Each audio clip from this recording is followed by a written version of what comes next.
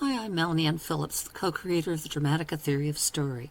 And this is a standard opening you're going to see on each of a whole new series of videos I'm going to do with articles I've written over the last 4 decades, all about Dramatica theory, what it means to stories, and what it means in the real world. Now, I don't have time to do the reading of all these articles to you myself, so I've found a good text-to-speech simulator, and I'll be using that for each of the articles to read them to you so the information can get out there, because if I tried to do this myself with all the other projects I'm involved in, the information would never be available and might be lost. This way, it's right there on YouTube for you to see. So let's not waste any more time and get on with this particular topic, which starts now. Where did Dramatica's story mind concept come from? Here's an explanation written by theory co-creator Melanie Ann Phillips. Of all the ideas in the Dramatica theory of story, the central one that serves as the foundation and starting point for all others is the story mind, the notion that every story has a mind of its own, as if every story is something of a super character of which all the other characters are facets. Interesting notion. But how and why did we come to the belief that the underlying structure of every story is the psychology of a single mind, that of the story itself? Here's the quick version. Chris and I had been discussing story structure every morning over coffee for months before we each went off to our respective jobs. One day, Chris asked a question that would directly lead, years later, to the discovery of the story mind. He asked, if a character, such as Scrooge, are the cause of a story's problems, how come they can't see it? We pondered that a bit and concluded that characters like Scrooge must have some sort of blind spot, a psychological filter that actually prevents them from seeing the real problem and in fact, causes him to believe the problem comes from somewhere else. If that was true, how would something like that come to be, and more, how is that remedied by the end of a story? At this point in our discussions we shifted gears from looking for structural patterns in stories to trying to understand the psychology of the main character, and when I eventually joined Chris at his company to work on the problem, that is where we focused. So, we started looking at all manner of movies, books, plays, etc. Our goal was to find anything in those stories that pertained to the main character's psychology. As we found them, we put each on a post-it note and stuck it to the wall in the conference room. Eventually that wall was plastered with these individual points.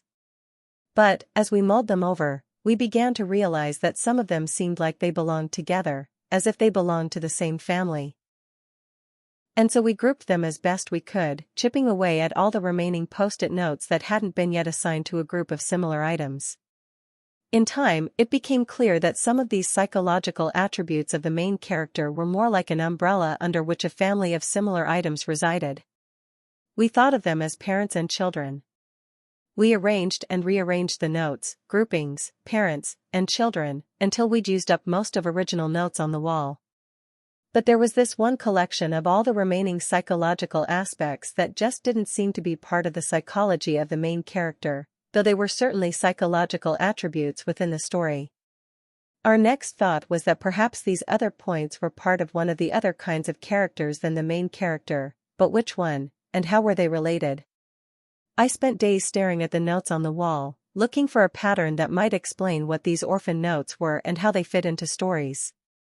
And then, one day, and I actually recall this moment so very clearly, I was looking at all those loose notes and reading them over when I thought, no, those aren't part of the main character's psychology, and they really don't fit with any of the other characters either.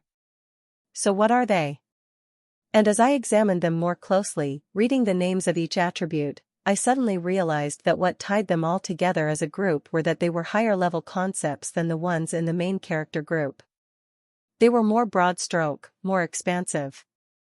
And at that moment I said to myself, I wonder if these aren't about the characters at all, but about the psychology going on in the story itself. And then the next thought was the eureka moment. It popped into my head that, maybe the story has a psychology of its own. I snapped out of my thought as if out of a trance and ran down the hall to Chris' office blurting out, maybe those extra post-its aren't about the characters, maybe they are about the psychology of the story itself. As he often did when confronted with a wholly new concept, Chris said wait a minute, got up from his desk, lay down on his back on the carpet, folded his hands on his chest and closed his eyes to let his subconscious wander around the new idea and take stock. After what seemed 5 minutes, though was probably shorter, he opened his eyes saying simply, "I think you're right." And from that moment forward we reapproached all the work we had previously done, dividing it into the psychology of the main character and the psychology of the story at large, which we came to refer to as the story mind. Hopefully, that short description of how the story mind concept first emerged can help any of you who want to grok the wholeness of the theory.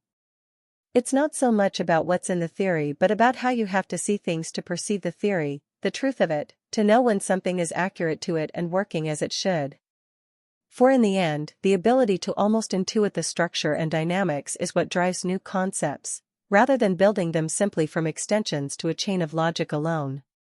Check the video description for links to all kinds of free Dramatica resources, and don't forget to like and subscribe.